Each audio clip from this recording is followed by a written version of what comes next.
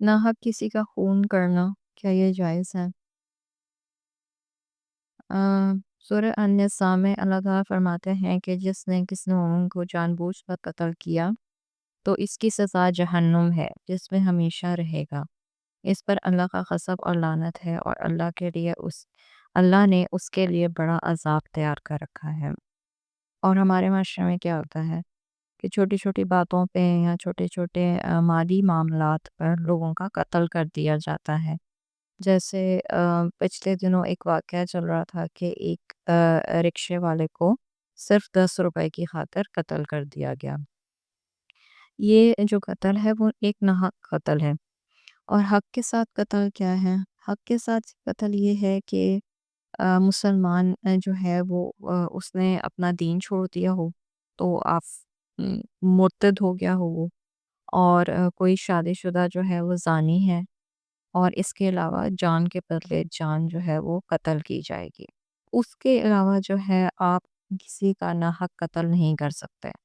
अलबत्ता जो लोग ज़मीन में फ़साद फैलाते हैं तो उनके लिए इरशाद बारी ताला है, इनकी सज़ा जो अल्लाह और अल्लाह के रसूल के साथ मुहारबत करते हैं और ज़मीन में फ़साद फैलाते हैं, ये है कि वो कत्ल कर दिए जाएँ या सूली पर चढ़ाए जाएँ या मुख़ल्लिफ़ जानिब से उनके हाथ पाँव काट दिए जाएँ या इन्हें जला वतन कर दिया जाए।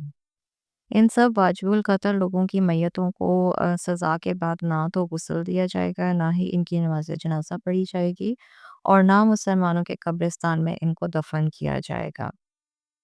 और इनका जो माल वरासत है वो भी वारिसों की बजाय जो है वो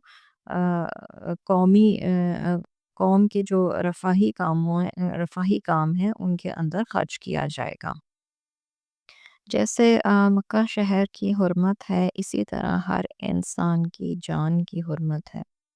यकीनन तुम्हारे खून, तुम्हारे माल, तुम्हारी इज़्ज़तें तुम पर आपस में इसी तरह हराम है जैसे इस दिन की हुर्मत और तुम्हारे इस शहर की हदूद में इस मुक़द्दस माह के दौरान। ये बुखारी में एक रवायत आती है कि मोमिन की जान की अज़मत जो है उसका ज़िक्र एक दफ़ा मैदान अरफ़ात में 9 ज़िलहज्जा को के मौके पर 1 लाख से ज़ायद मुसलमानों की मौजूदगी में नबी सल्लल्लाहु अलैहि वसल्लम ने फरमाया था। इंसान के जो बाहमी इख्तिलाफ़ात हैं और रंजिशें हैं वो छोटी-बड़ी दुश्मनियों को जन्म देती हैं, जिनमें फ़िरक़ावारियत वग़ैरह आ जाती है, ग्रुप बंदियाँ आ जाती हैं।